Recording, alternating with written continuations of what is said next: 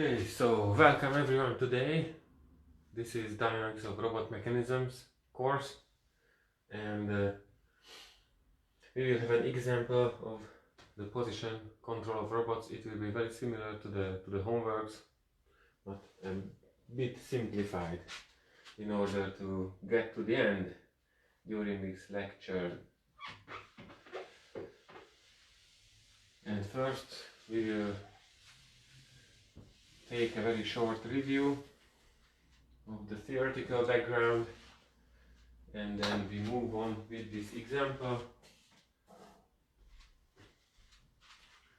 So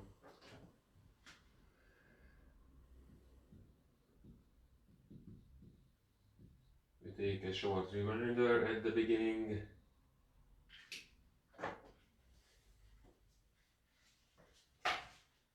And we will focus now on the controller types, and there were two different kind of controllers what we were talking about. There was a simple PD controller, which is proportional derivative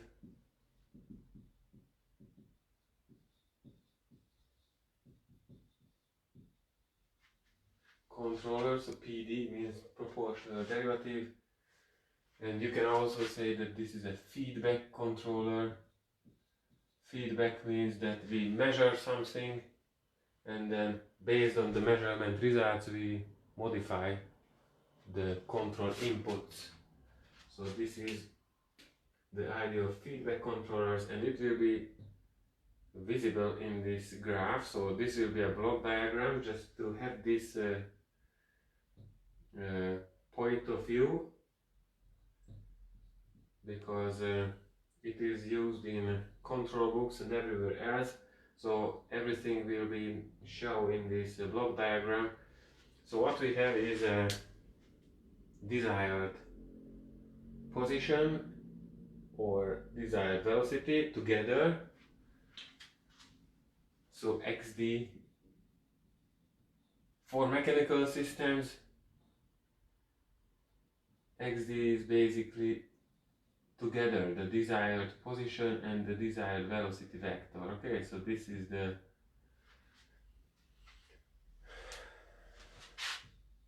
desired state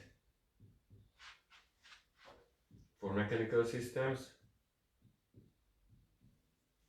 So in mechanical systems it is good to separate the positions and velocities, and it is also called desired set point,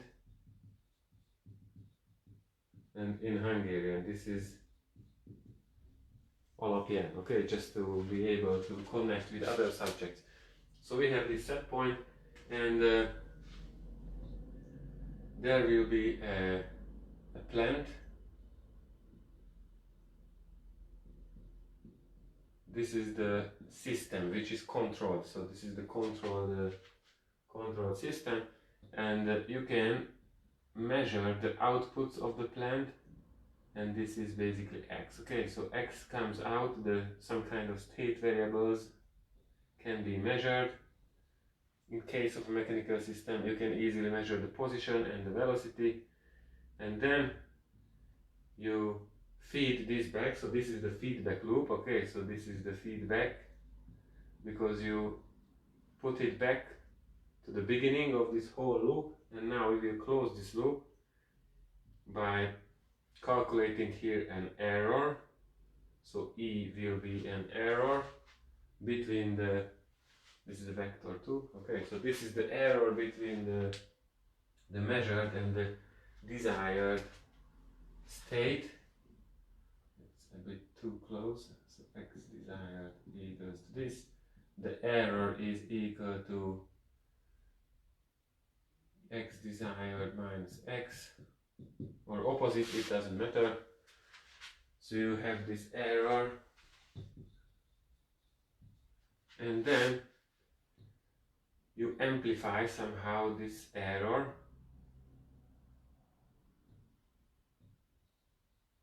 So we can say that this is a gain here or an amplifier. The PD terms are here, and then you obtain the control input itself based on the error, okay? And this amplifier here does the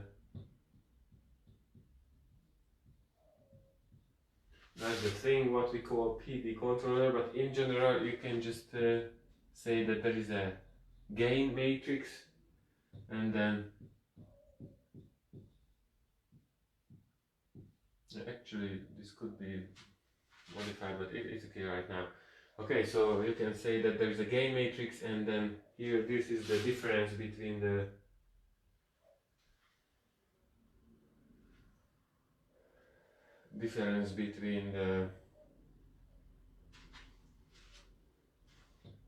desired and the actual state, and this can be reformulated like this. Okay, so this is the gain matrix times the error.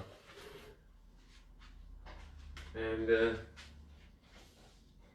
in case of mechanical systems, again,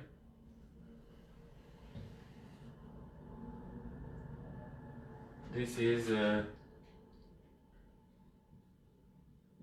gain matrix which can be separated for velocities and positions. So for mechanical system, this matrix typically built up by using a proportional and the derivative matrix, and there is no any cross terms. So P is for the error of the position, and D is for the error in the velocity. So in mechanical systems, this is quite typical, but it's also done in other systems. But now we would like to talk only about mechanical systems. And let's speak a bit about the plant itself.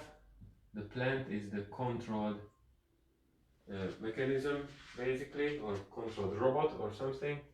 And this is the most general form could be this, when the derivatives of the state variables equals to some function of the state variables and time. And we also have another function which depends on the state variables and time, and additionally it depends on the control input. So somehow the state variables depend on the control input, so you have to show it somehow mathematically. And if we would like to rewrite it for mechanical systems, we can say that there is a vector of the state variables, which are the position vector and the velocity vector, and there is a dot here. Okay, there is a time derivative. So basically this vector contains x dot, which is the velocity, and x double dot, which is the acceleration. Okay, so I can just extend it. So finally this is velocity and this is acceleration after having this time derivation there. That's very important. And this is a first order form. So in the first equation you just say that the time derivative of the positions is just equal to the velocities. That's a very simple equation. And in the second equation, the acceleration is expressed from the dynamic equation. So you can say that this is minus the inverse of the mass matrix times the vector c, what we had in the equations of motion. So I can just write it down again. So it was m times q double dot plus c equals to h times u. So this was our general mechanical equation, and you can express the acceleration here, and you will have some kind of m inverse times c. And additionally, there is another vector function in which the control inputs appear. So the first equation doesn't have to do anything with the control inputs, but here there is a m inverse times, when I express the acceleration, it's equals to m inverse times h times u, and this is basically f function, and this other function is g. Okay, this is f xt, and this is g xt and u. I hope it's visible, but yeah, so these are the same, and it is done for mechanical systems, and it works nicely, and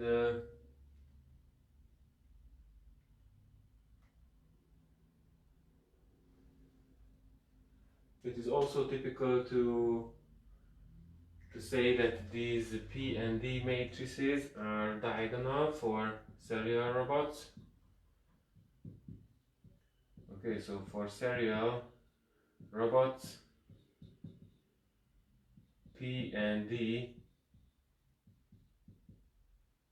are diagonal matrices, and that's why we call it distributed control, because each P and D element in this diagonal matrix will be responsible for one single degree of freedom. So therefore, if it is diagonal, we say that this is a distributed joint control. We will see it in more detail at the end of this class. Okay, so if it is diagonal, then each P and D parameter will be multiplied with only one single error term in this error vector. This is an important note maybe. And we can collect the advantages and disadvantages of the PD controller in general. So the advantage, which is a very big advantage, is that it is very easy to implement. So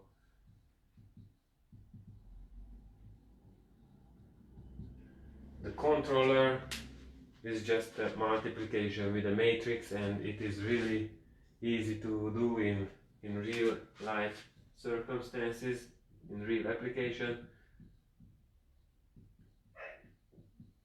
And of course there will be disadvantages too. So what we have seen, the errors, it was last week, errors do not go to zero, which is a problem sometimes, not always, but sometimes it is a problem. And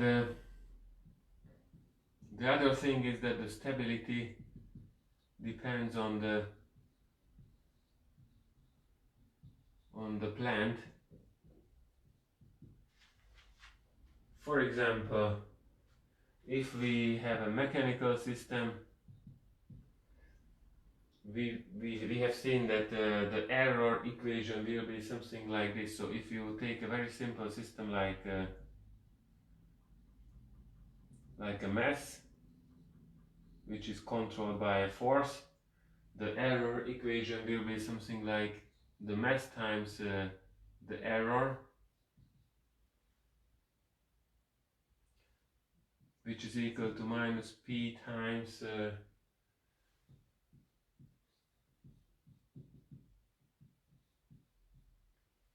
the error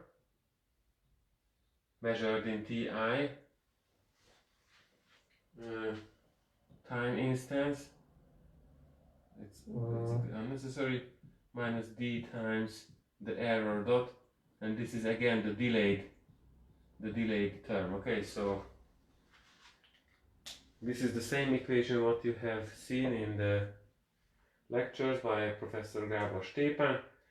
And the important thing is that if you just apply simply a PD controller, the mechanical properties will appear in the equation. So there's a mess here, for example.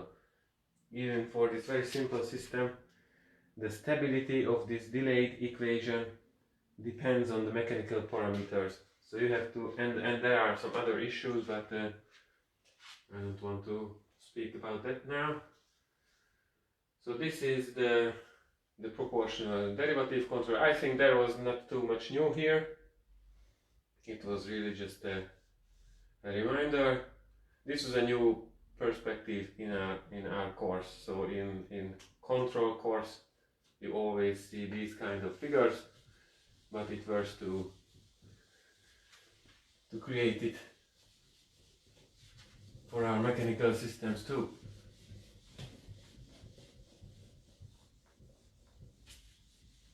And let's see the other controller, which was called inverse dynamics controller, which is augmented with a PD controller. So this will be the second thing, is the inverse dynamics controller.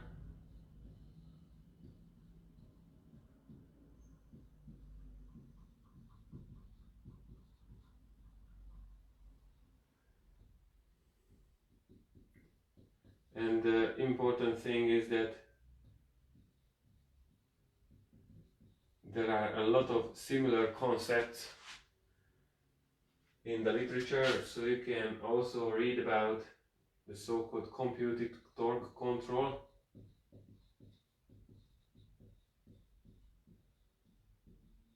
Which is very similar to the inverse dynamics controller. So in all of these controllers, the idea is the same, that we know how the system should move, and we calculate the necessary control forces and control inputs. And there is a controller which is called computed torque control. It refers to the idea that we calculate the necessary control torques. And it is also referred in the literature as feedback linearization.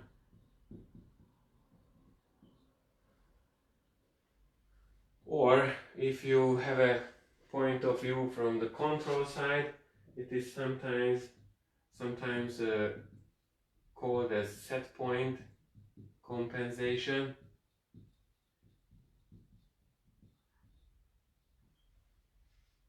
Which was in Hungarian, it is called alapjel kompenzáció, just to have some connection with the other subjects. Alapjel kompenzáció. You should have learned about this in some control courses. It is very similar to the inverse dynamics controller. Or sometimes people say that inverse dynamics controller is a type of model-based controller. Oops, model-based.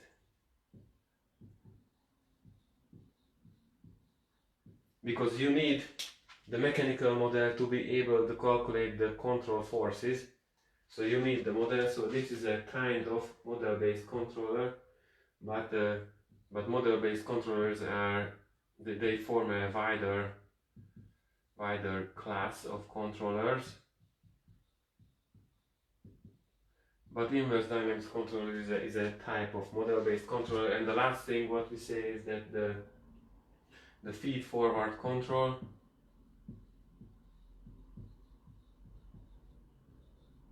it is again a wider class of controllers.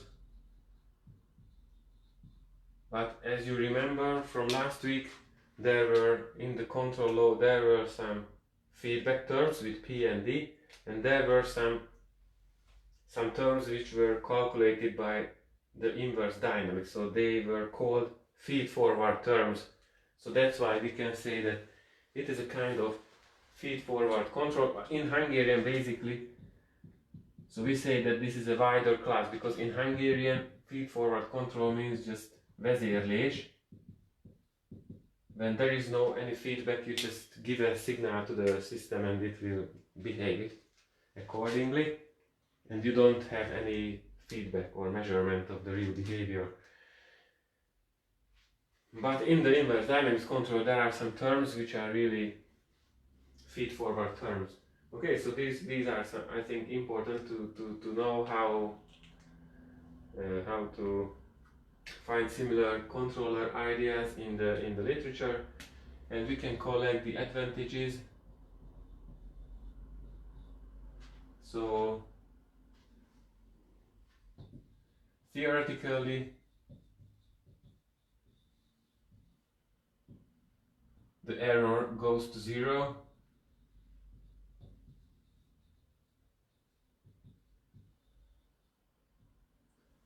and theoretically means that in practice, in real life, nothing is so nice. So it can be, this nice behavior can be destroyed by measurement errors,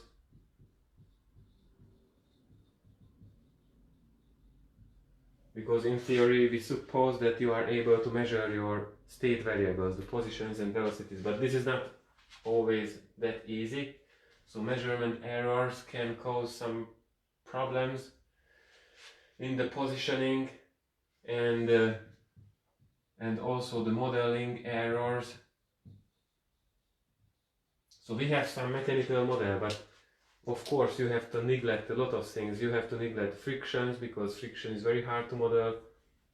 You in most of the case you neglect the elasticity of the rigid bodies in the system. So there are a lot of neglections, and they may cause some error in the positioning of the real physical system.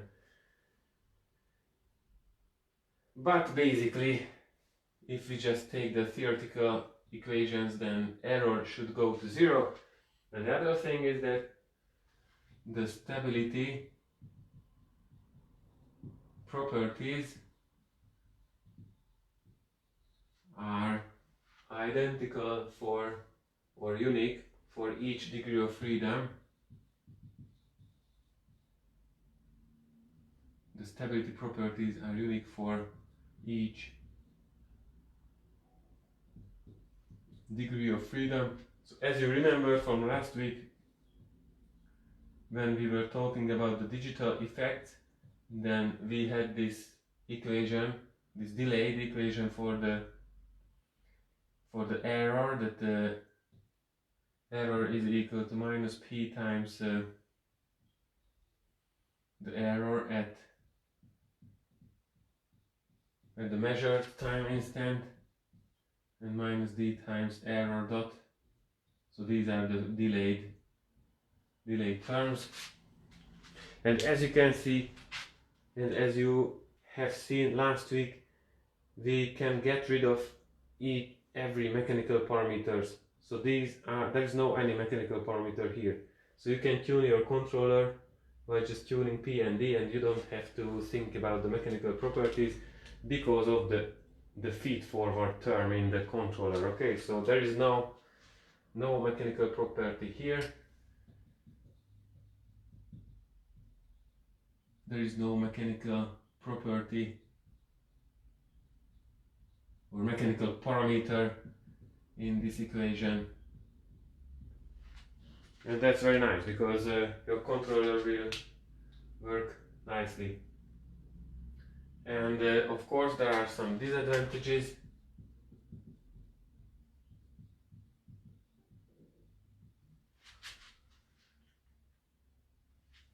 It's more difficult to implement. So simple PD control is easy to implement, because you just have to have a gain matrix and amplify the errors, but now you have to have the model of your controlled system, so more difficult to implement.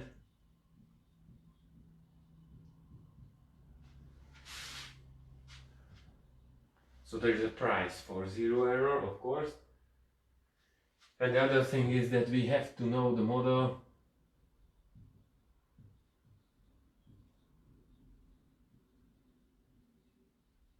So if the model changes, your controller also have to be changed, otherwise it will not be accurate anymore. Okay, so if plant changes, then the controller should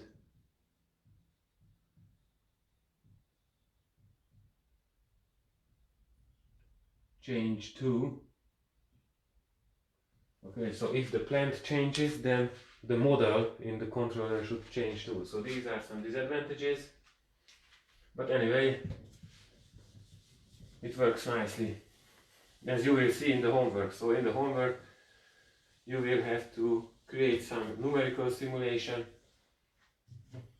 and already there is some MATLAB help how to do it in the Moodle system. Okay, and let's draw this block diagram.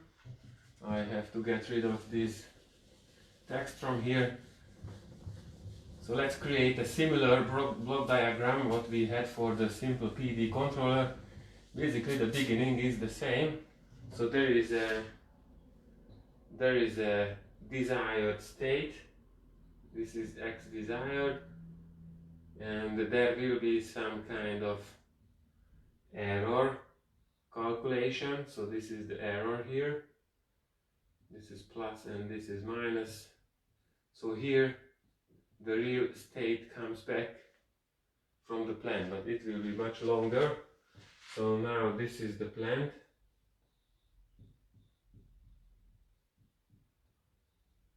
And you can measure the state vector from the plant, and this state vector is just fed back to the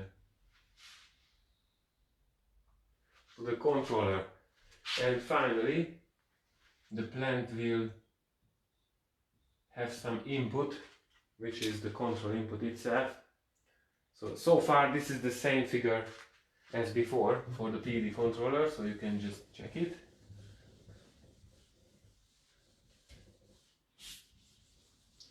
If you have some notes. So far this is the same, and we will draw with blue the terms which are the elements which are exactly the same. So there is a gain, and then the important thing is that you don't have the control input directly after the amplification of the error. So here we just write that there is a gain matrix times the error, but this is not equal directly to the control input, because we do something else too. We need the feed forward terms, so we can say that this is a feedback term, and we will add it to the feedback terms, sorry, the feed forward terms. Okay, so this can be called feedback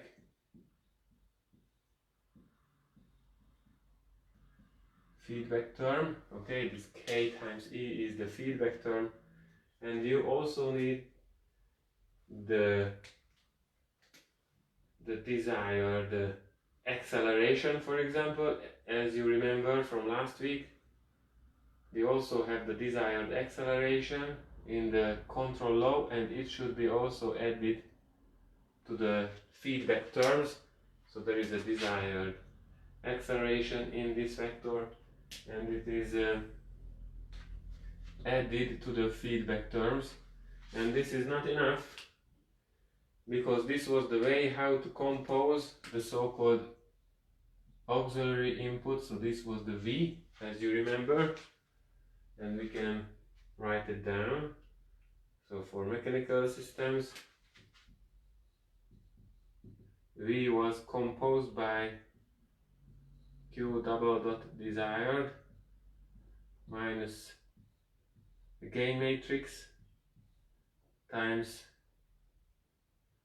Q minus Q desired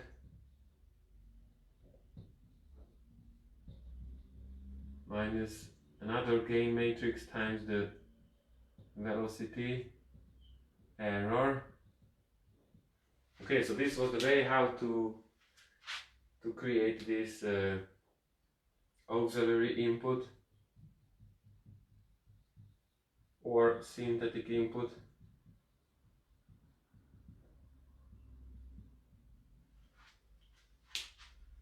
And this is what you see here. So this is the gain matrix times the error. It corresponds to this term. So this is the feedback term.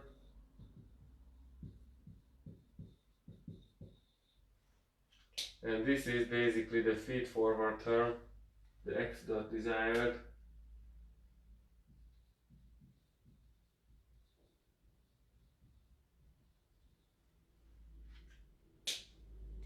Which can be shown here.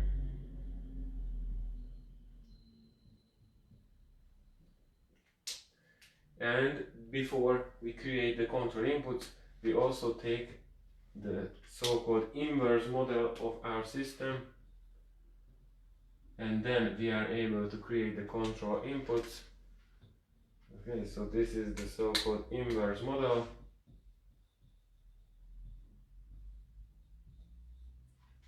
Inverse model, and we have to state what is inverse model. So the model itself, the model of our plant, is the equation of motion, but in the form when the acceleration is expressed. So this is the model of your mechanical system when the acceleration is expressed. So this is minus inverse of the mass matrix times c minus h times u. Okay, so this is the model of the system when you have an input and you are able to calculate the output or the acceleration. So in the model of a mechanical system, the acceleration is calculated for any given input u, okay, and the acceleration is q double dot. And in case of the inverse model, you do the opposite here. In case of the inverse model, we simply calculate the control input, which is basically h inverse times m times double q double dot, but here we should say that instead of q double dot we will apply this auxiliary input. Okay, so in the inverse model, the control input is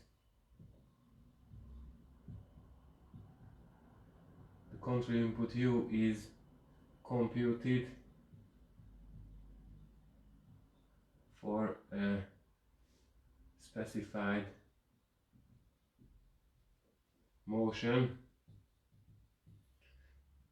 and the motion is specified by prescribing the q dot and q double dot. So you have to know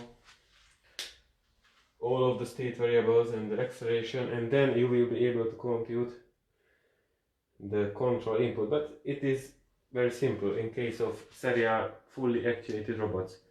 And here this auxiliary input will be put here instead of the acceleration, if you check the equations from last week. Okay, so this is the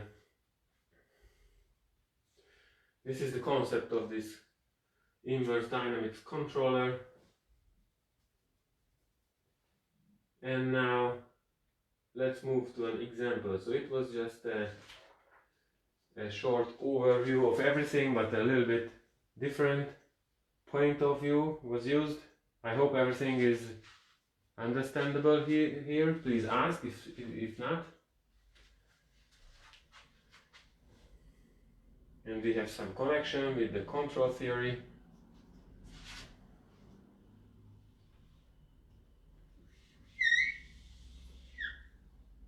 Oops, actually this should have been drawn by red.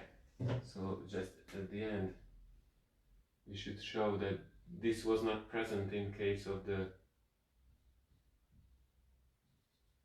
simple PD controller. It's better to draw with red. I just keep it here for some seconds.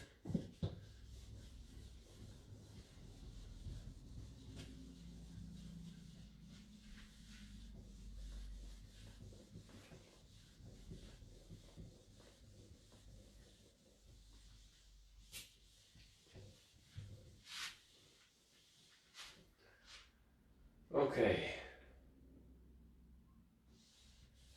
let's move to the example. The example will be a 2 degree of freedom planar robot. In the homework you will have a 3 degree of freedom robot, but the solution steps are exactly the same. Okay, so the example for now is a 2 degree of freedom manipulator. And let's create some sketch of the robot. So this is a rotating arm, and at the end of the rotating arm there is the tool center point. This is a bearing here, a joint, a revolute joint, and this arm is fixed to another rigid body, and this rigid body is able to move up and down along a linear drive.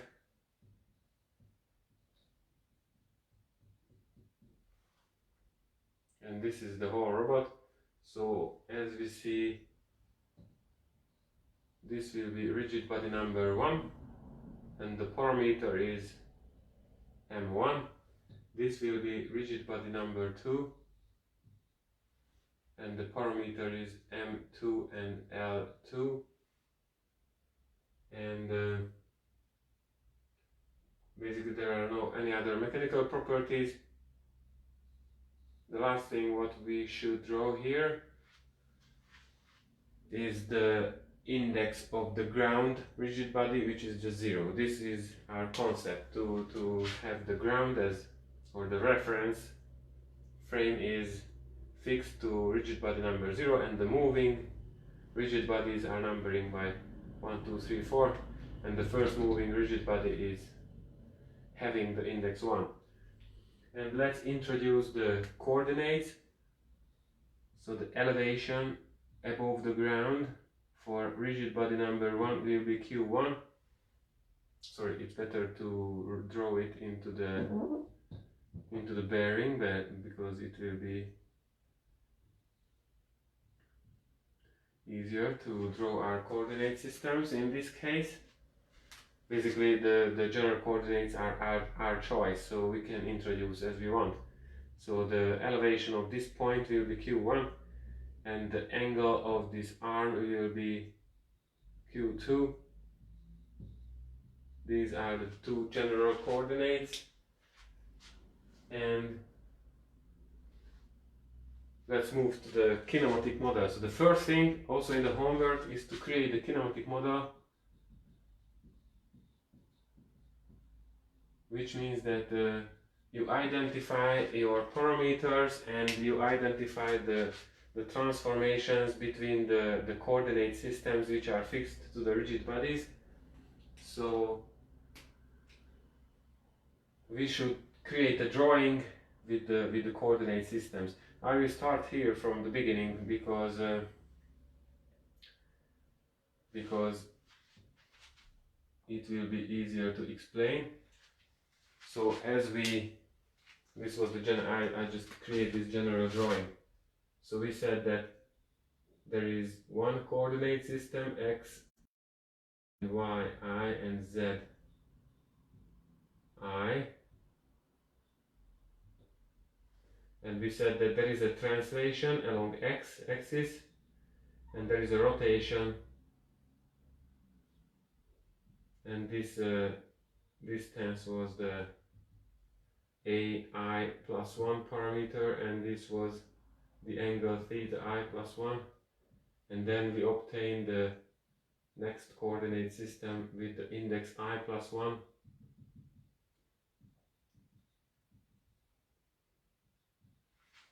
Okay, this was our concept for introducing some parameters with which we can describe the relative pose and the relative pose of the neighboring coordinate systems.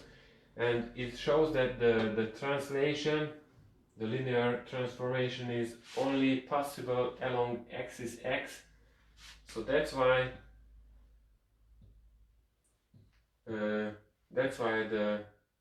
the ground coordinate system has the x-axis in vertical direction, so it must be in this direction, otherwise I am not able to implement this A translation along the axis x. Okay, so it must be vertical, and therefore the y coordinate axis is here, this is the origin, and this is z0. Okay, so this is the coordinate system which is fixed to the ground. And now we see that there is no any other transformation,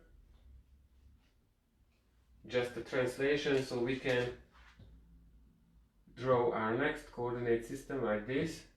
This will be x1. Maybe it is better to draw it in the top. This is x1 and this is y1, and between the two coordinate systems there is just a translation, and then it is fixed to m1, and then there is another coordinate system which is fixed to this arm, and we have some freedom, but I say it would be the easiest to put like this when there is x2 and y2,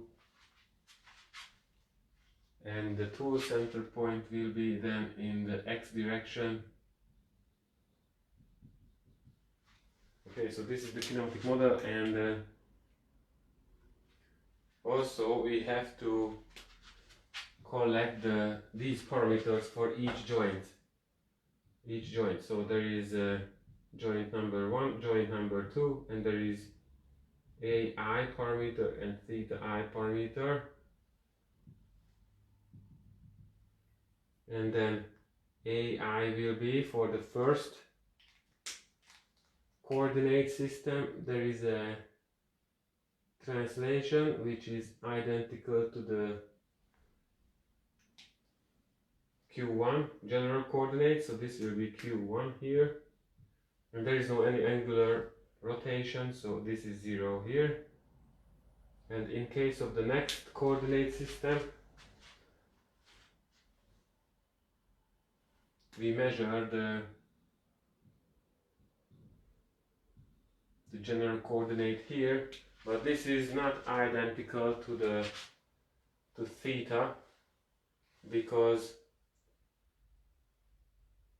x1 is here, and then you have to rotate minus 90 degrees, and then you rotate with Q2. Okay, so first you rotate here and then with Q2.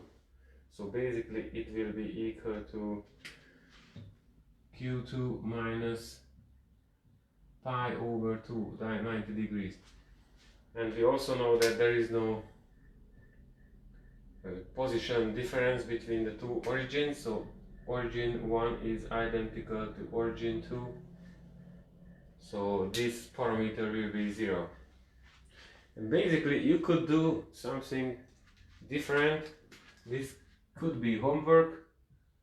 It's also true for your homeworks which have to submit it. So there is no one single solution. You can obtain the solution in several ways, so nothing is specified. So here you can also create another solution when this is the original coordinate system, and then you can have a transformation which is a linear shifting of the coordinate system, and then you can rotate directly your first coordinate system. So this is also a solution. This is xy and yi, and then your table will be modified a bit, 1, 2, and ai,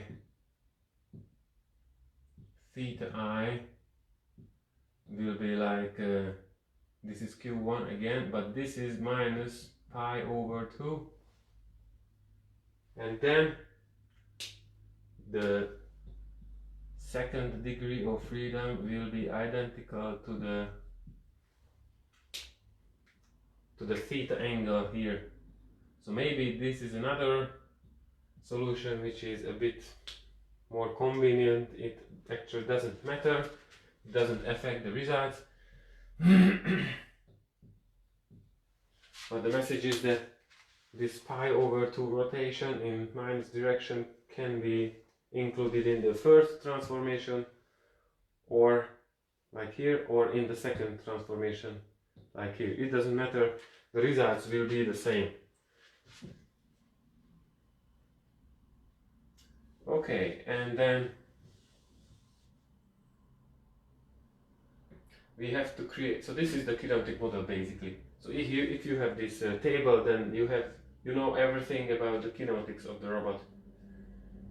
And then now we have to create these so-called homogeneous transformation matrices, because we need them for the further calculations. We also know that if we have this transformation, then the homogeneous transformation matrix was looking like this. When there is A in the x direction in the position vector, okay, there is AI here, sorry, AI plus 1, there is no too much space here, and there was a cosine theta I plus 1 sine, this was minus sine theta I plus 1, this was 0 sine theta I plus 1, and cosine theta I plus 1, 0, 0, 0, and 1. So this was we already have this matrix before. So you can fill up this matrix for each degree of freedom. So we create T1 to 0 first, and instead of theta I will substitute 0 everywhere. So the rotational part will be an identity matrix, and A1 is identical to Q1, and all of the other parameters are 0, and there is always 0, 0, 0, 1 here. So this is the neighboring transformation from 1 to 0, and then we also need the other transformation matrix from 2 to the first coordinate system.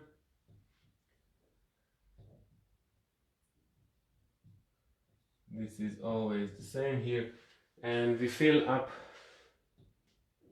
the rotational part, which will be everywhere q2 minus pi over 2 will be substituted, so therefore cosine will be sine and sine will become cosine because of the minus pi over 2.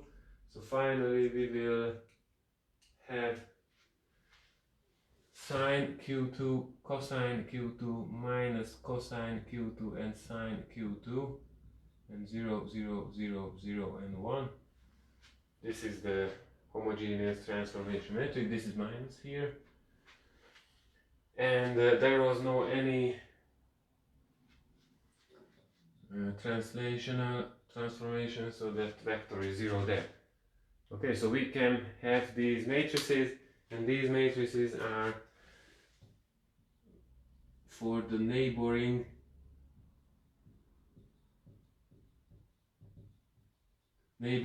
transformations, and then we can create the transformations from the local to the global.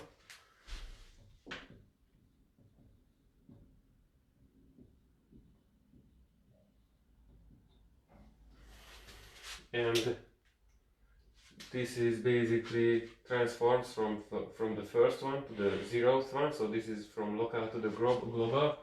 We don't have to do anything.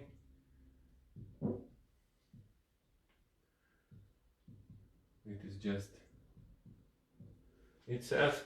But in case of the second when we would like to transform from the second coordinate system to the zeros, then we have to multiply the two homogeneous transformation matrices in the correct order, and you can check the order by checking that the neighboring indexes are the same, okay? And then homogeneous transformation cosine q2 0 minus cosine q2 sine q2 0 and 0 0 1. Okay, so this is the homogeneous transformation matrix which transforms from the second coordinate system to the global one. And now we are ready to do some kinematic calculations, so we can do the direct kinematics. I think I will get rid of this figure.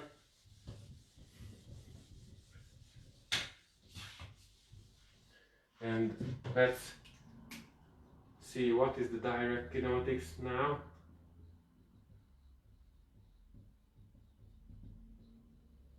Direct kinematics means now that you are able to calculate the position of the tool center point in the global frame.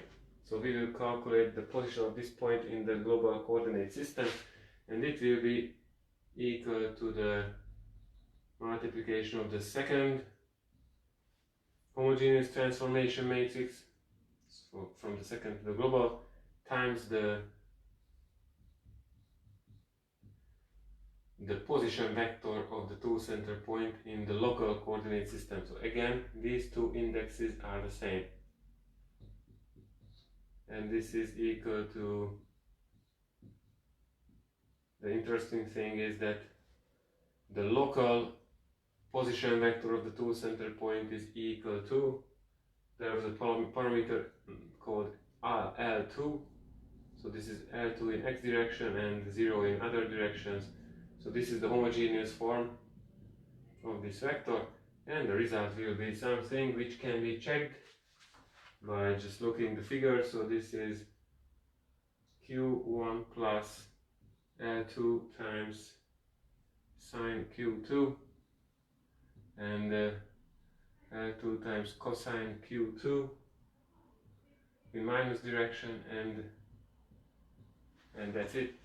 And by looking the figure, you see that, yeah, really the x position is depending on q1. So if you elevate it, it will go higher, and then also q2 affects the vertical position, and in y direction, which is this now, this is minus L2 times cosine q2, which is correct. So it looks good. So this is the so-called direct kinematics, which is always easy to do, and the inverse kinematics is the opposite calculation when the tool center point position is given. In our case, it means that the desired tool center point position in the global coordinate system is given. So there's a 0 here, and it is equal to this vector when the position is expressed by using the coordinates. So this is q1 plus L2 times sine q2, and this is minus L2 times cosine q2. Okay, this is the inverse kinematics when you solve it for the coordinates. So you can not just simply substitute values, but we can solve it for the coordinates. So finally we will get something that q1 is equal to inverse cosine,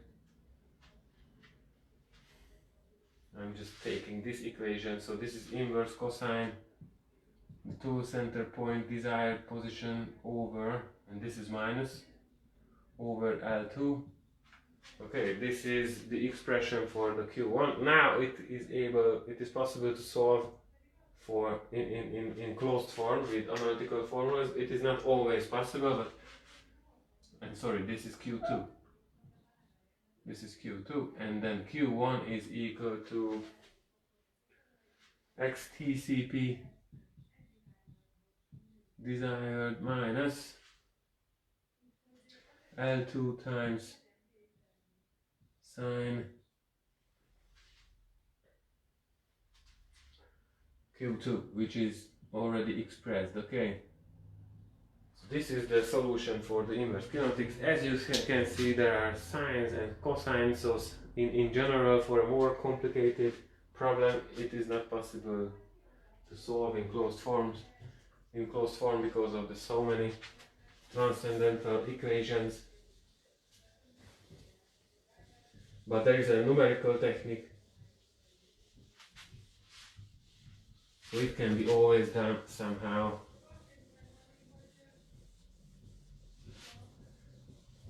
But you don't have to do it in the homework, basically. Okay, and we will also need the center of mass positions for the later calculation. So later we will have to create the dynamic equations of this robot. So we need the center of mass positions, and it is basically similar to the direct kinematics.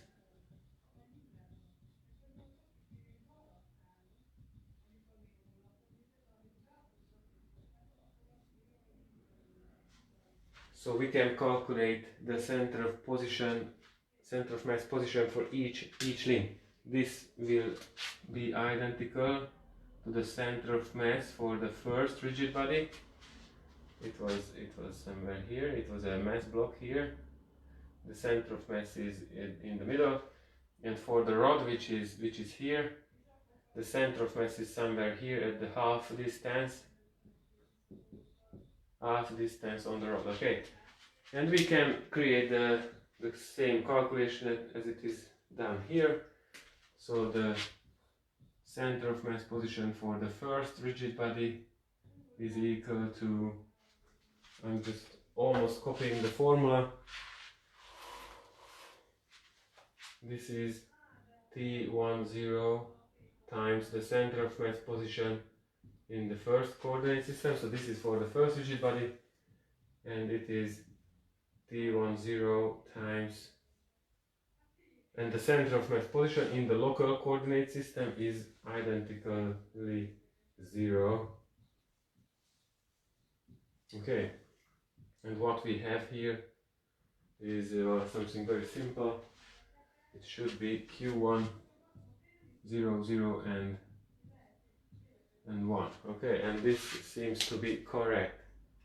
In x direction we have to go up with Q1, and the same it goes for the second center of mass position, which is T2, 0 times the center of mass, sorry, the 1 is missing from here, and this is center of mass for rigid body 2, given in the second coordinate system, which is the local coordinate system, and it equals to T2 to 0 times, and the center of mass is at the position of L2 over 2, 0, 0, and this is the homogeneous vector, so there is 1 at the bottom. Okay, so this is x direction L2 over 2, and what we obtain is very similar to this formula, but instead of L2 we have to write L2 over 2, because this is really very similar to the TCP position. So this is Q1 plus L2 over 2 times sine Q2 and minus L2 over 2 times cosine Q2, 0 and 1 at the end, because this is a homogeneous form. Okay, so we can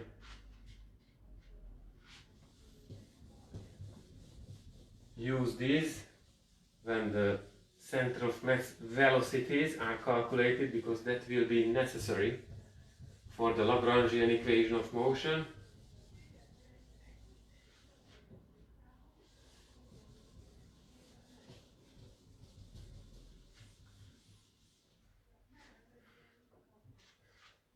And what else do we need? We also need the absolute angles of each rigid body, and we can compare the rotational part of the homogeneous transformation matrices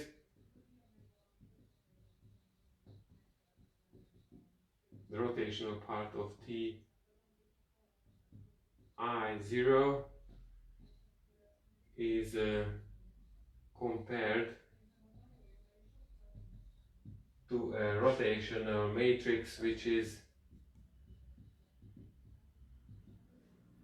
representing the rotation by an angle alpha, and this is just simply cosine alpha I minus sine alpha I 0, sine alpha I, cosine alpha I 0 and 0, 0, 1. So we can now in the whiteboard there is no the homogeneous transformation matrix, but if you go back you will see that the angle of the first rigid body is 0 because the rotational part of the homogeneous transformation matrix was an identity matrix, so cosine alpha is 1. It is possible if alpha is 0. And in the second case there was a sine alpha here, sorry, sine q. So therefore we can say that alpha 2 is equal to q2 minus pi over 2. It is quite trivial now, but in more general case it can be difficult, but it's quite easy. So this is the absolute angle, and now we can calculate now I have to get rid of this figure unfortunately, but maybe we will draw it again if necessary. So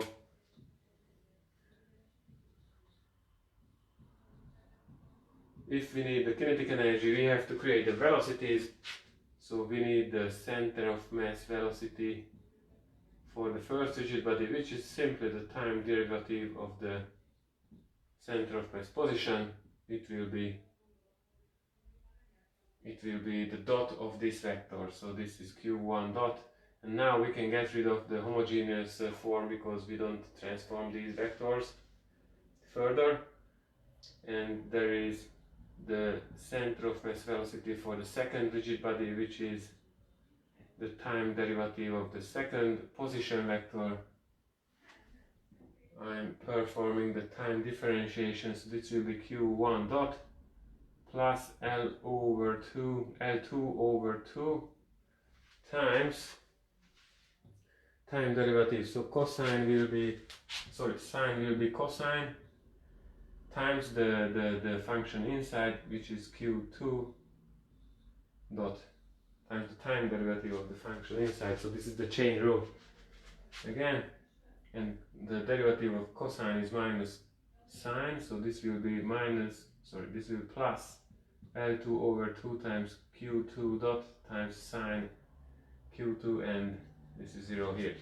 So this is the velocity, and you can also create the accelerate, the angular velocities. The angular velocity for the first rigid body is trivial 0. It is 0, 0, 0, and the angular velocity for the second rigid body is in z direction. We don't detail this calculation, but I think it is quite simple. So this is a direction which is perpendicular to the whiteboard, which was z.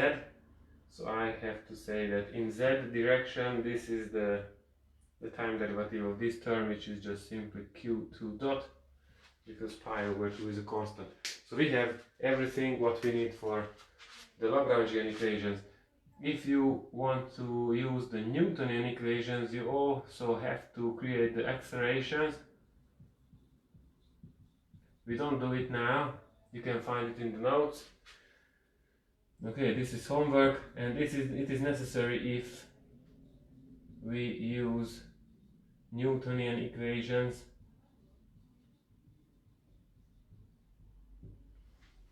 Then we would need the center of mass acceleration and also the angular acceleration. So you could calculate the center of mass acceleration for each rigid body and also the the angular acceleration for each rigid body, and this is of course the time derivative of the omega, and this is the time derivative of the velocity. So you can do this calculation, you can find it in the notes, which will be uploaded today.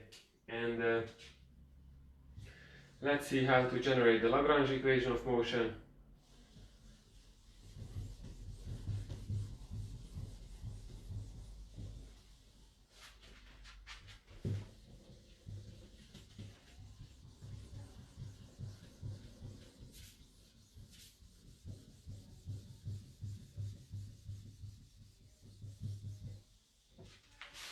After having these velocities, basically I don't want to delete this one because I will need it.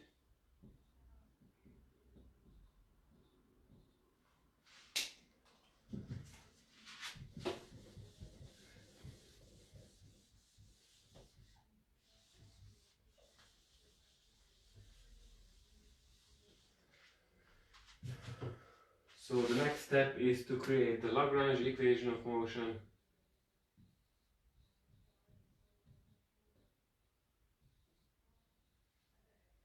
And the easy thing is the potential function.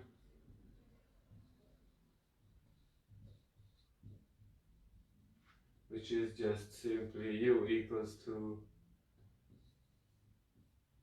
we have two rigid bodies, so we have an index which goes from 1 to 2, and basically we have to collect the terms which are related to the gravity, so m times g times the center of mass position, but only we need the x coordinate, okay? Because now x is the vertical, and we will obtain, just get rid of it,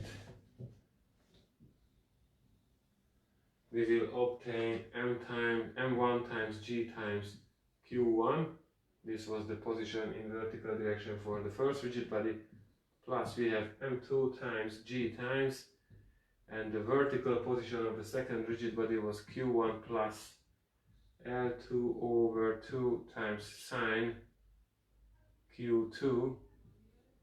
Okay, this is very simple, this is the potential function. And similarly, we have to create the kinetic energy. The kinetic energy will be here, so this is the kinetic energy. And in general, we could say that T is equal to 1 over 2 times sum I goes from 1 to 2 because we have two rigid bodies, and the theta COMI, the theta calculated for the center of mass of the certain rigid body, and of course we need the z direction, and times the angular velocity square,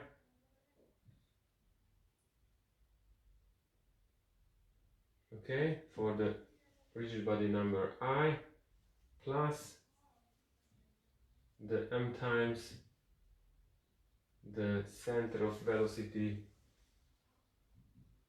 center of mass velocity for rigid body number I. I guess you know this formula well. Sorry, we run out of space. And it equals to 1 over 2 times, and this term is easy for each rigid body because this is 0 for the first rigid body, plus we have the second rigid body, of which the center of mass, mass moment of inertia is 1 over 12 times m2 times L2 square, and we have to multiply it with the square of the second angular velocity, which is q dot 2 square. Okay, and now we can get rid of this term, and additionally we have some other terms. First I will take the mass of the first rigid body and additionally I have to multiply with the square of the velocity. So this is q1 dot square. It was easy. And then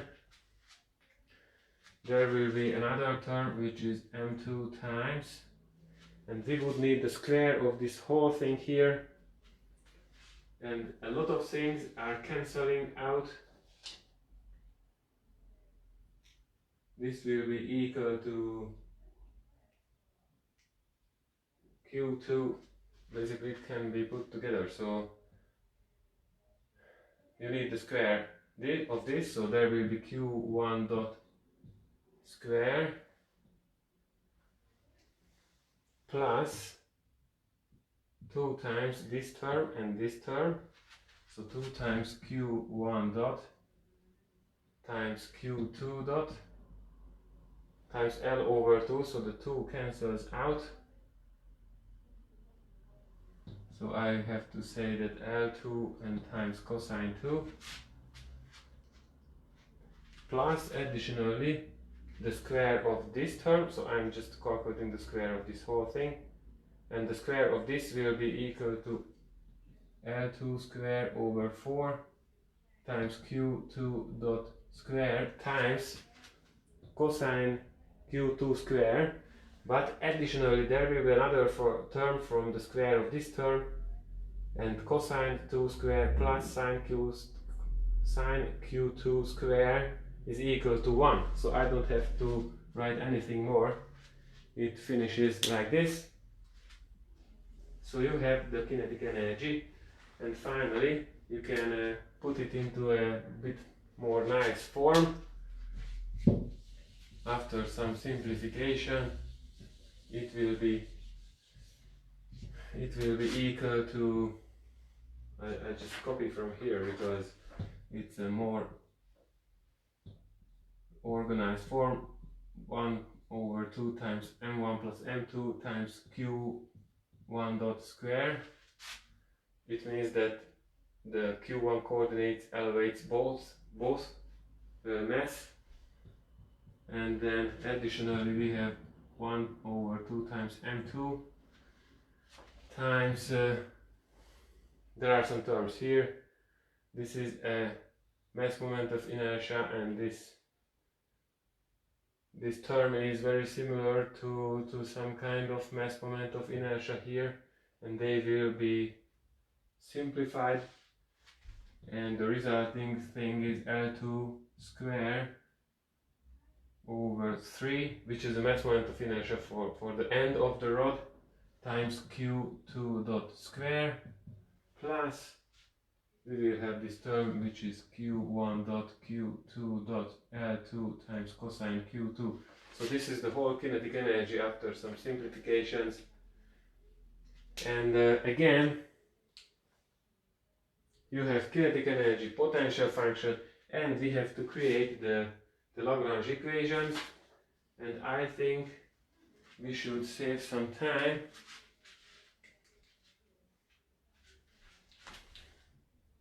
And I will just show the final results, because at the end I will have to show something related to the control.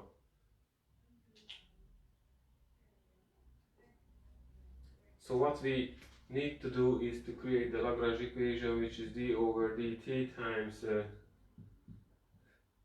the kinetic energy differentiated by qi dot minus dt over dqi plus du over dqi, which is equal to the general force vector. And this is homework, this part. Okay, so this is in the notes. You can check it, and you can also derive it for yourself. There will be a lot of terms which cancels out in planar problems.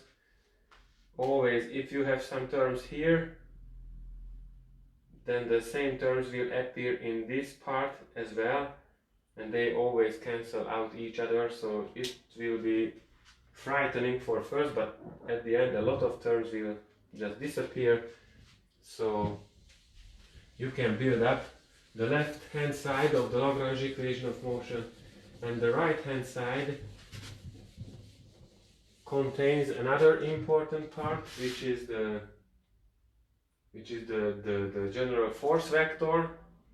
So we can talk a bit about the general force vector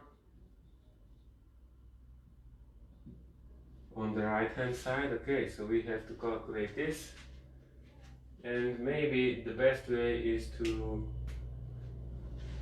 draw the free body diagram of the robot if you want to think about the general force vector. So you say that this is Q1 double dot. Actually we don't need that, but we will need the Q1 dot, and here we also will need the Q2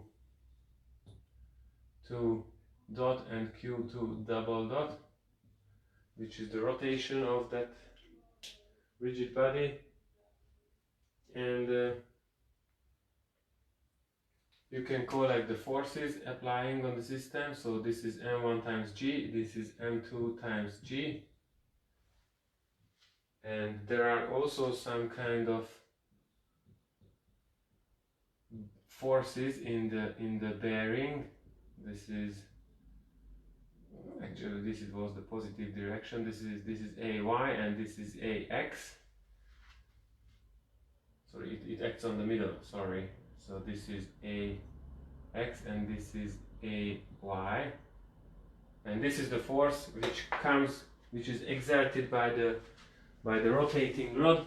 So the opposite direction components are applied here. This is AY and this is AX, but this should be negative, like this. Okay, so these are two free body diagrams, and one thing is missing, the control input, which is very important. So we will say that F1 is the control force which lifts up the body, and there will be a torque in the joint which is M2 according to our concept of indexing. So this will be M2, and this is important now. Okay, these two things, and we know that we don't need the reaction forces. So AY and AX are ideal forces, so they don't appear in the Lagrange equation of motion.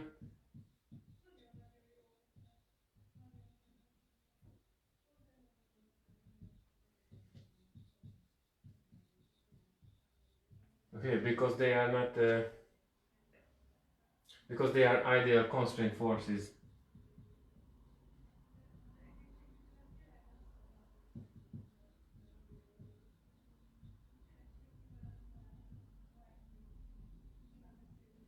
Okay, so AX and AY does not appear there, and also the other thing is that M1 times G, and this is one thing, and M2 times G does appear in the potential function. So that's why we don't have to consider them, because they already appear here in the potential function. We included them. So we only need the power of the active forces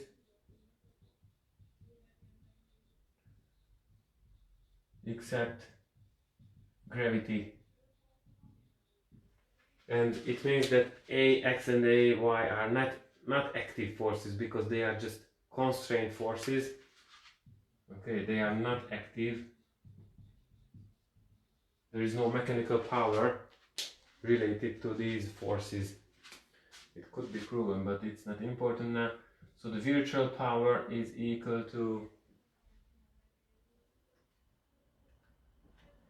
the and this is also important, that the opposite direction control torque appears here in the first rigid body. So this is M2 in the opposite direction. That is important, and we can go one by one. So the virtual power of the control forces or active forces is F1 times the virtual velocity of the first rigid body plus m2 times the angular velocity of rigid body number 1, but that is 0, and then we have m2 times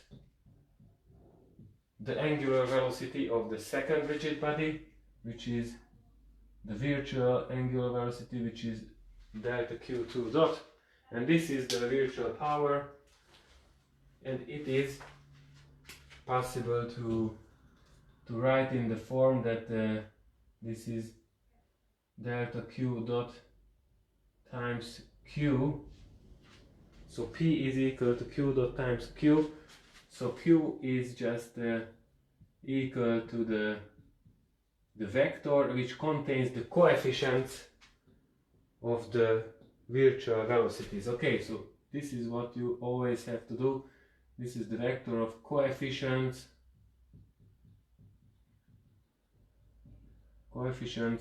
of qi dot, and I'm collecting it, so I'm going through and I'm collecting the delta qi dot.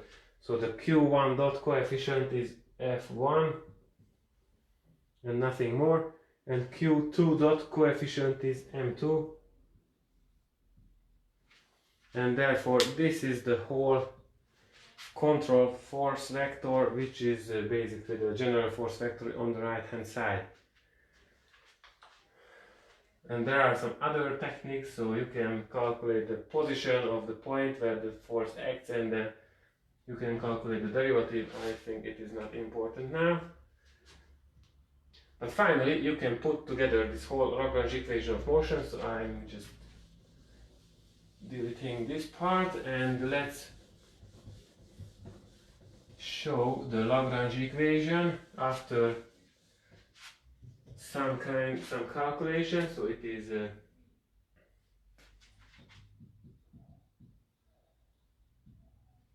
not so short calculation, but also not too long, so it is really possible to do it by hand, but I don't want to waste the time now, but I just derived it by hand, so it is possible. So finally the first equation will be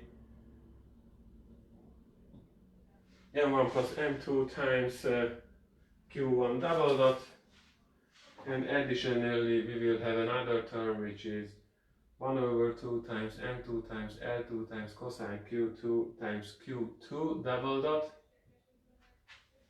and minus 1 over 2 times m2 times m2 times q2 square, q2 dot square times L2 times sine q2 plus the gravitational force m1 plus m2 times g, and this whole thing is equal to f1. Okay, so this is the resulting equation for the first Lagrange equation, and the second one will be 1 over 2 times m2 L2 c2, which is cosine q2 times q1 double dot plus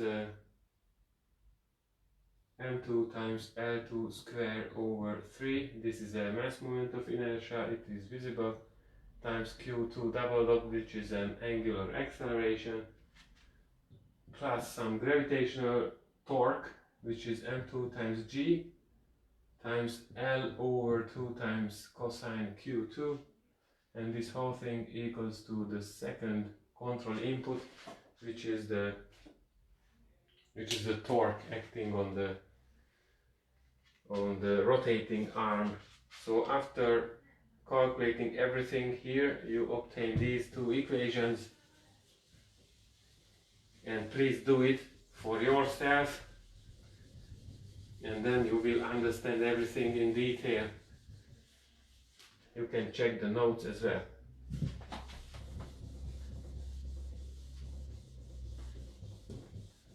And then now we will see the general form, which is always possible to write down. So in general form, we have to collect the coefficients of the accelerations, and that will be the mass matrix, as you know, I think. So we collect the acceleration coefficients. So Q1 and Q2 double dot are in a vector, and then we will have a 2 by 2 mass matrix, which is m1 plus m2, because this is the coefficient in the first equation of Q1 double dot, and this is the second term, which will be here, 1 over 2 times m2 L2 C2. And then there is no any other acceleration here. We will go to the second equation. The coefficient of the first acceleration is 1 over 2 times m2 times L2 times cosine Q2.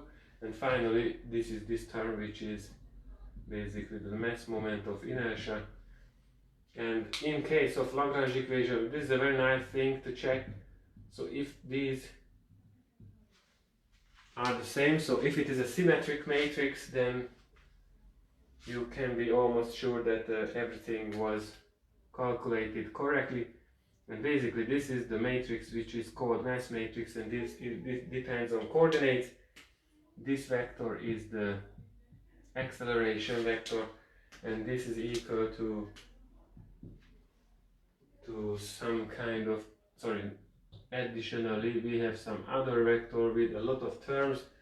Everything remaining will be put here. This is minus 1 over 2 times m2 q2 dot square L2 sine q2 plus m1 m2 times g. So everything which is not related to accelerations is put here, and from here we only have this term, m2 times g times L2 over 2 times c2, and this vector was always called the vector of some inertial forces and gravity and a lot of things which is not related to acceleration. So now it looks like this, and this whole thing is equal to the so-called control input matrix times the control inputs.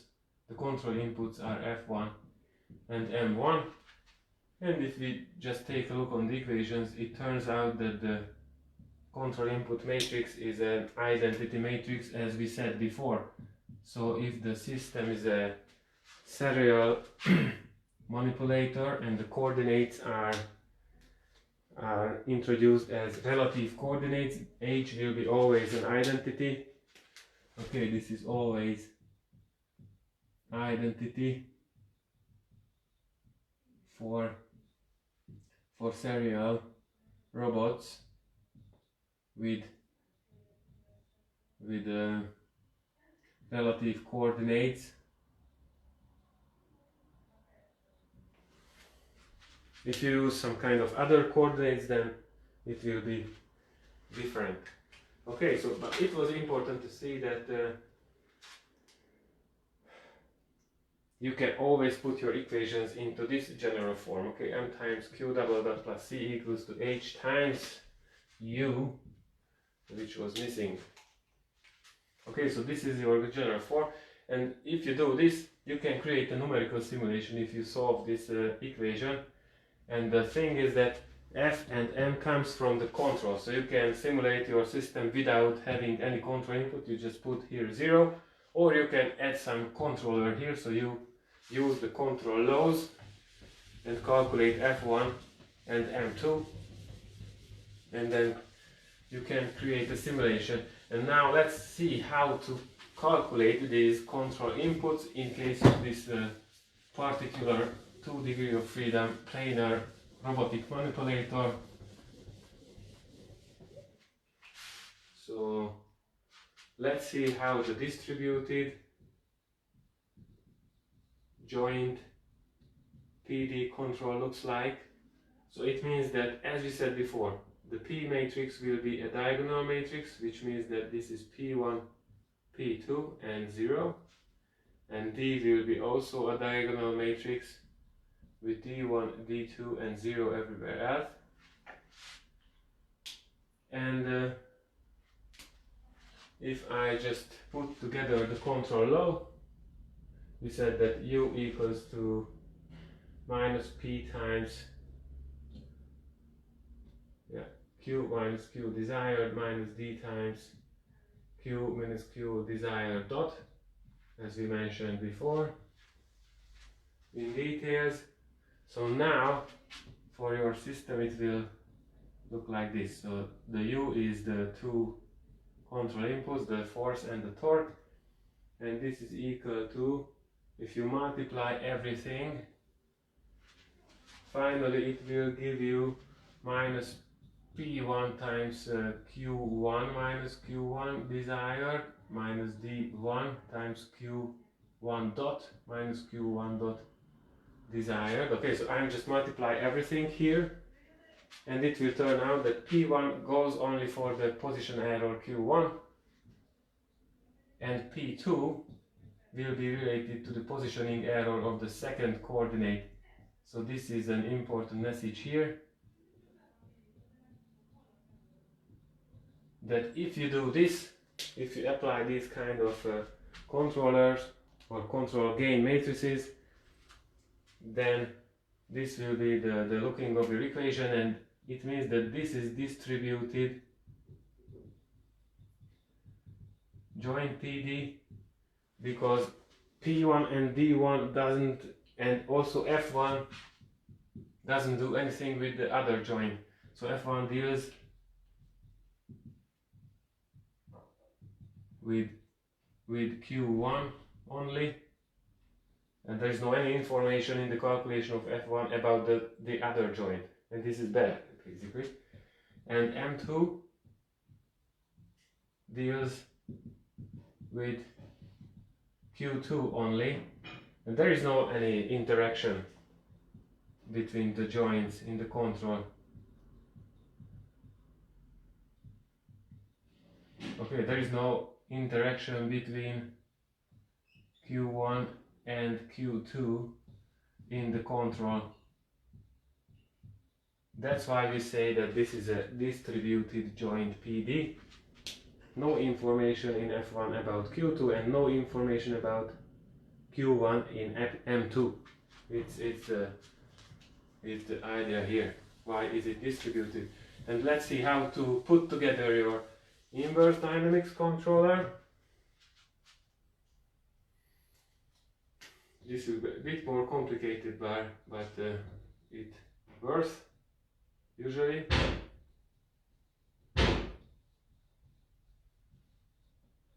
So the inverse dynamics controller looks like that. First you have to create this so-called auxiliary input. So V will be equal to Q double dot desired minus P times Q minus Q desired minus D times Q minus Q desired dot. So this is our auxiliary input, and for now we said that there are no different elements in P and D, because here in the distributed joint control you will have some different mechanical properties for each joint. But the idea here is that if you apply the inverse dynamic control, then the mechanical properties or the error equation for each joint will be exactly the same. So P matrix will be equal to, and you have to do it in the homework as well, it's just a scalar P times an identity matrix, and the D matrix will be equal to a scalar D times an identity matrix. So the number of parameters are much less. We only have P and D. Okay, because the stability properties are the same for each joint.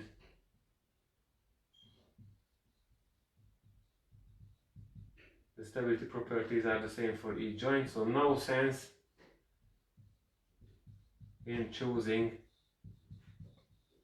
different gains.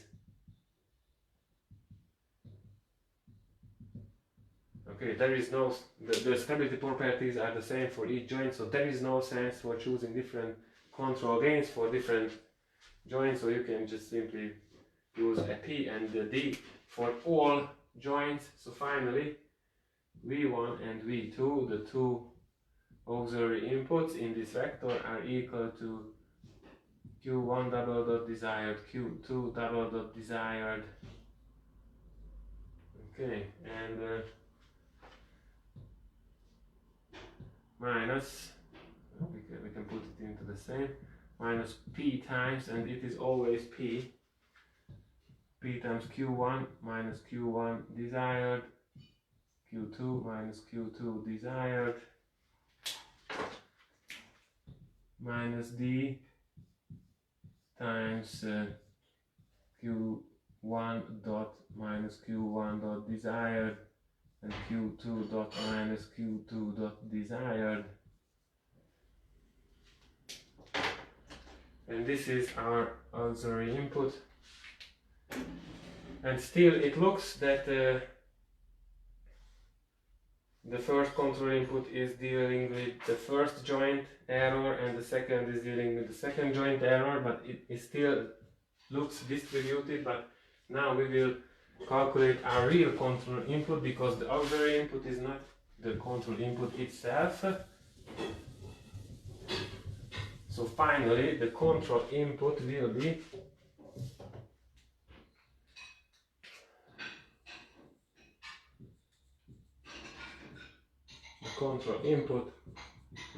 like U equals to, we are not able to write down everything, but we will show the details somehow. So the control input is finally calculated with this formula.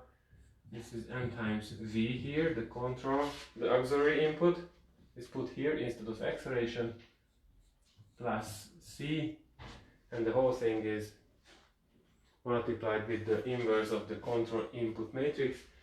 But this is an identity matrix now, so we don't have to care about this. And finally the control inputs will be equal to, I have to get rid of this part because this will be a quite long equation, but then there are no more equations.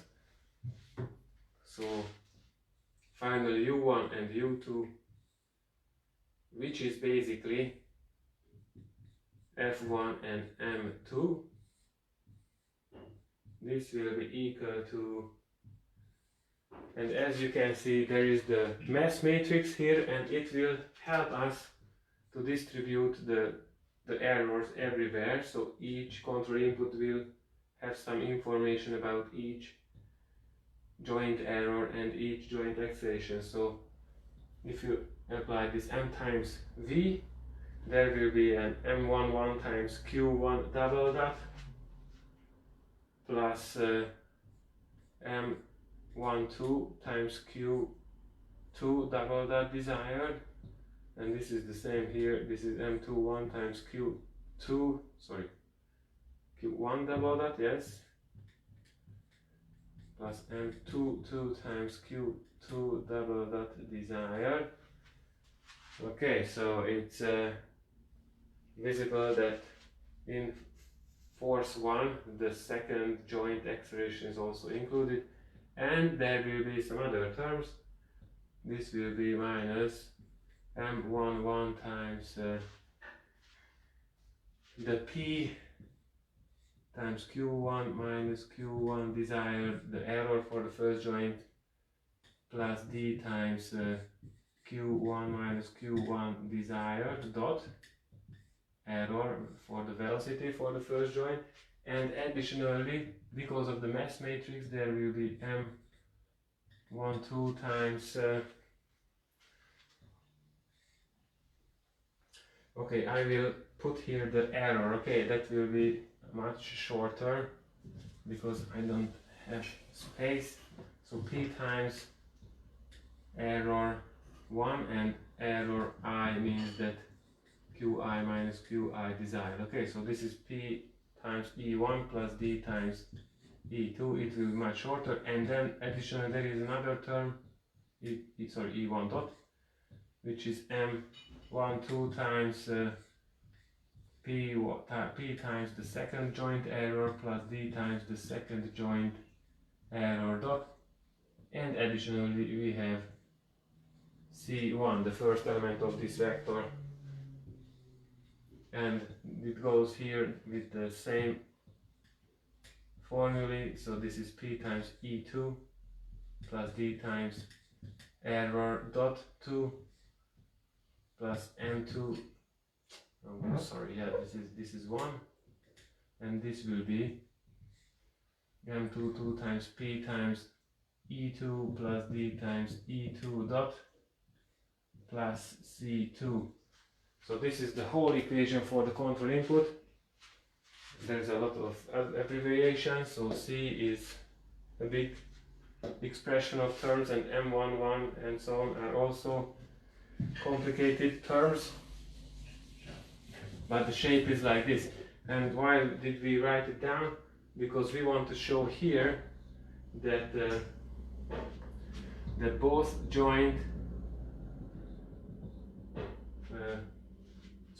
control inputs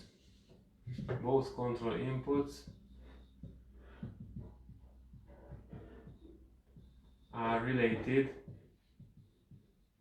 to both joint accelerations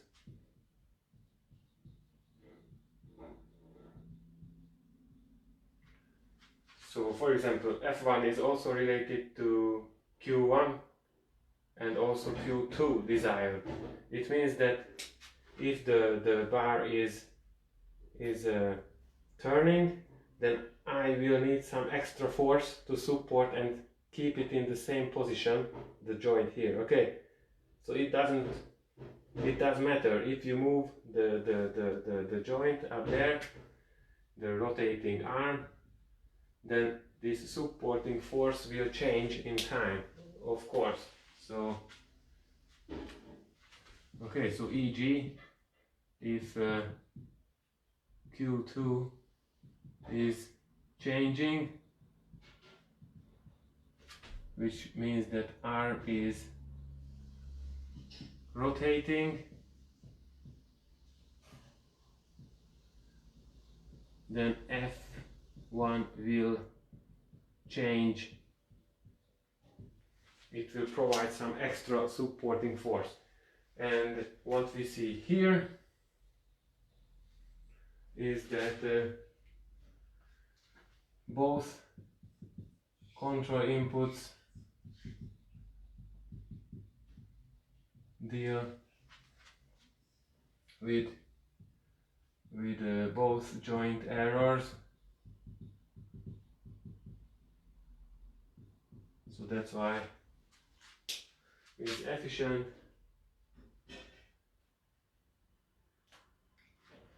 And here we see that there is a compensation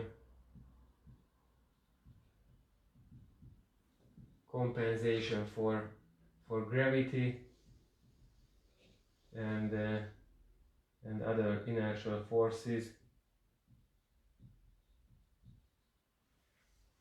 Okay, so there are some terms for cancel out the gravity and the inertial forces, and there are some important notes that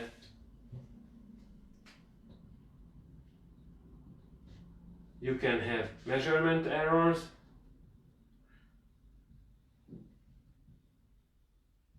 which can affect the whole thing, and the stabilization will be problematic. It causes problems.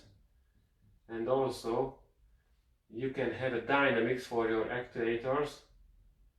You have to consider it sometimes. Okay, actuator dynamics, which means that some electromagnetic effects can be considered.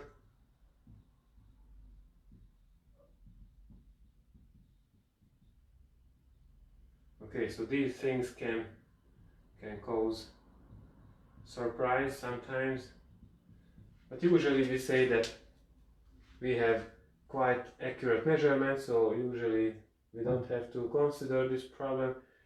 And usually we say that the actuator dynamics is much faster than the dynamic behavior of your mechanical system. So actuator dynamics means that you switch a voltage on the motor, and there is a small time until the torque builds up. So there is a small gap. Okay, you can draw something. So this is this is the time, and this is the torque, and there is some kind of curve. And in electric subjects, you have this delta T or something which characterizes your actuator dynamics. Okay, so it is not immediately providing the torque required, but it needs some time. But this is usually very fast, so you don't have to include in the dynamic model sometimes. Okay, so this was for today. I hope it helped in the understanding of the homework. And again, in the Moodle system there are some MATLAB programs to help your solution of your homework, and there will be some other MATLAB helps how to handle the symbolic calculations, and then you will be able to do everything in MATLAB. It is not compulsory. You can use Mathematica if you have license, or you can use Maxima, which is a free software, and you can use Python and anything what you want. But officially you have to have some MATLAB license, so you can use MATLAB for solving the homework. So thank you very much for your attention. As I see, there is no questions, but please ask if something is not clear later. Okay, thank you very much, and goodbye.